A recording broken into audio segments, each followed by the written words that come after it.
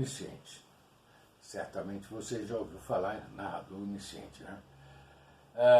O que é o narrador onisciente, né? O narrador onisciente é quando o narrador ele tem informações da personagem, por exemplo, do passado, ele sabe o que a personagem pensa, ele sabe o que a personagem sente.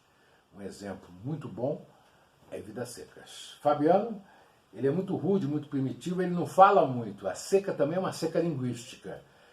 Agora, ele é a personagem, né, principal, uma personagem que fala pouco. Então, como ter acesso à visão de mundo do Fabiano? Por meio do pensamento.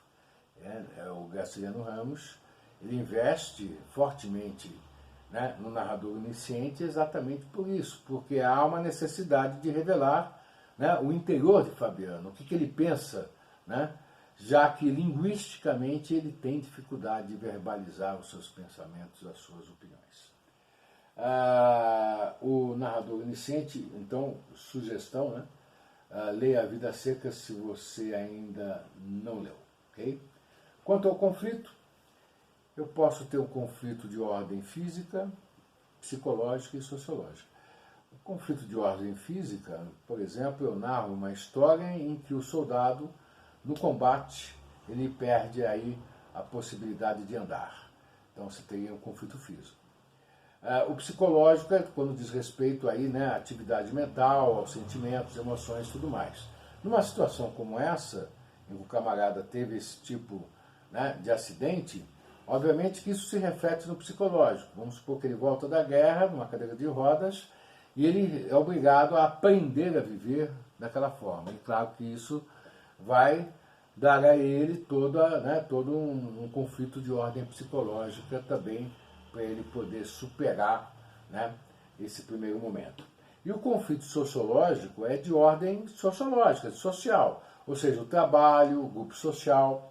Eu diria que numa situação em que a narrativa trabalha com esse tipo de conflito, né, o camarada vira paraplégico em função da guerra, também haveria um conflito de ordem sociológica. Pensa bem, ele não teria condição com muita facilidade de arrumar emprego, não deixa de ser um conflito de ordem sociológica. Como é também aqueles filmes ou aqueles romances que fazem alusão a guerras, né, conflitos entre países, entre grupos sociais. Aí, né, nós temos também, ou quando se fala muito do trabalho, né, digamos assim, o conflito é decorrente do próprio trabalho, aí também nós vamos ter o conflito. Aumento de tensão entre o querer e o dever, entre o dever e o querer. Okay? Conflito que é fundamental para qualquer narrativa. Essas categorias modais do dever e do querer, repito, serão discutidas em outra aula. Okay? O soldado era pago para matar, foi dispensado quando começou a pensar. Né? Narrativa em terceira pessoa, mergulha-se aí no pensamento do soldado, né? Sabe-se que a dispensa dele foi em função dele ter começado a refletir sobre o que significa matar uma pessoa. Tem aí uma inserção psicológica, o conflito aí é de ordem psicológica porque é de ordem moral, né?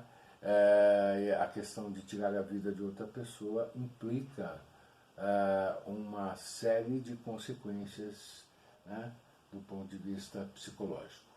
Discurso indireto livre. Você já ouviu falar do discurso indireto livre? Nós falamos do narrador onisciente, o ciclo de Vidas Secas, e o discurso indireto livre é nada mais nada menos que o pensamento da personagem. O momento em que o narrador, né, ele consegue mostrar para o leitor o que a personagem está pensando, sentindo. Existem algumas características para você identificar, mas é bom lembrar o seguinte, né, o discurso indireto livre ele é sempre ambíguo. Você tem um narrador, de repente, na mesma linha, sem que haja pontuação nenhuma, aparece o pensamento da personagem. Por isso que ele é mais difícil de identificar, correto? O discurso direto é a fala da personagem, né? O discurso indireto é quando o narrador fala no lugar da personagem. João disse, : eu estou com sede, discurso direto. João disse que estava com sede, discurso indireto. né? O narrador fala pelas personagens. A partir da palavra que seria discurso indireto. Agora, o indireto livre é como se fosse uma mistura dele. Porque haverá a terceira pessoa, como no discurso indireto, mas a personagem dá vazão aí aos seus sentimentos e emoções, como o discurso direto. Então, como reconhecer, né? Bom, aí existem algumas marcas, né?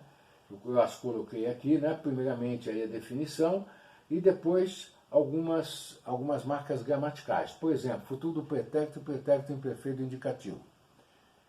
Futuro do pretérito você tem quando você usa aquele final ia, né? Cantaria, falaria, né? E o imperfeito do indicativo é aquele da descrição, cantava, saía, falava, aquele passado durativo. São dois tempos muito presentes no discurso indireto livre. A terceira pessoa substitui a primeira. Então, um ele é um eu, né? Um me, né? Aliás, um o, a, um lhe, de repente é um me. Isso vale para os pronomes também e advérbios, né? Então, um aquele é um este, de repente um esse, né? Um lá, um ali, de repente é um aqui. Ou seja, existe aí o que a gente chama de embreagem. A terceira pessoa substitui a primeira para criar essa ambiguidade mesmo entre narrador, né, e a personagem.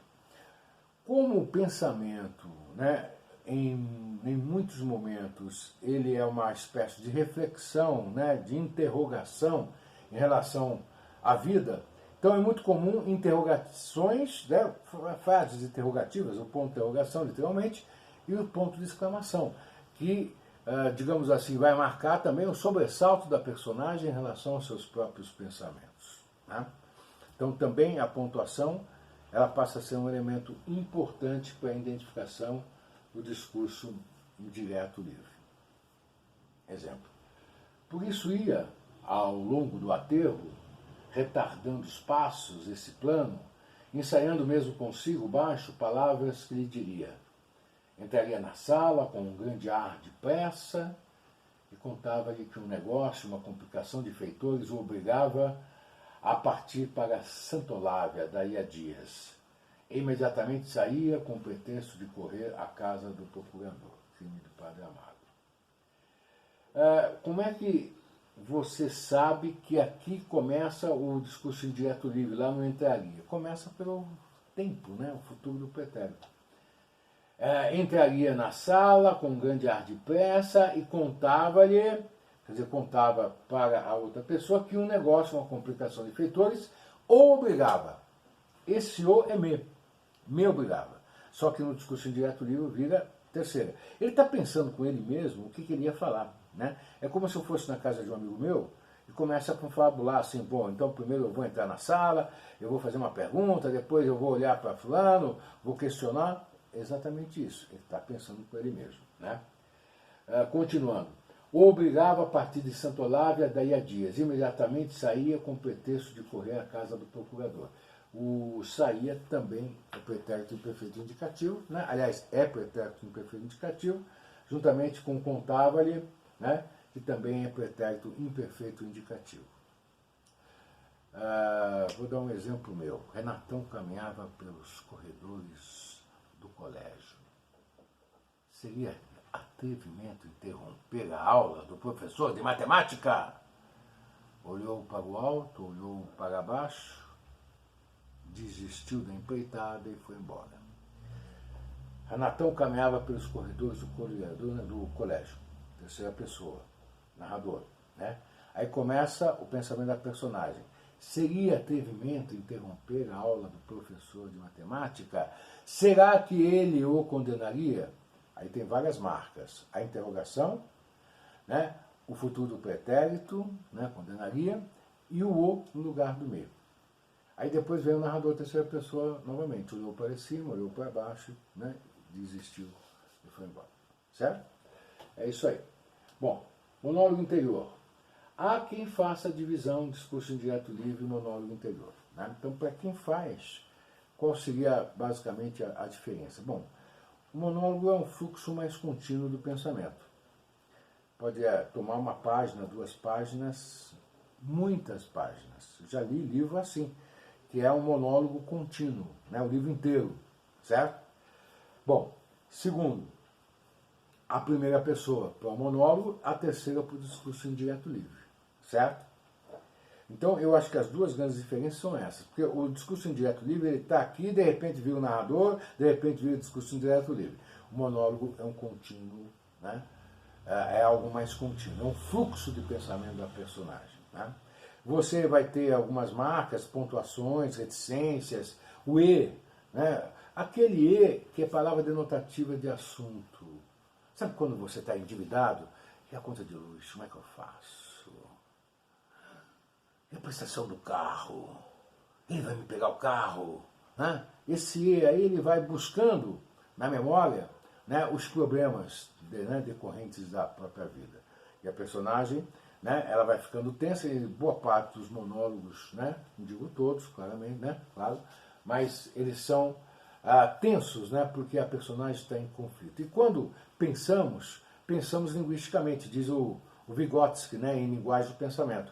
E esse pensar, ele é caótico, né, ele seria caótico se posto no papel. Por isso que os bons autores, pega uma Clarice Lispector, por exemplo, ela vai tornar a linguagem um pouco caótica, né? Quer dizer, de repente o ponto vem depois de 50 linhas, né? Isso dá um atropelamento nas ideias, mas esse atropelamento é exatamente o que acontece no nosso pensamento. É uma forma de chegar próximo desse caos que é o nosso pensamento, ainda que a gente pense linguisticamente.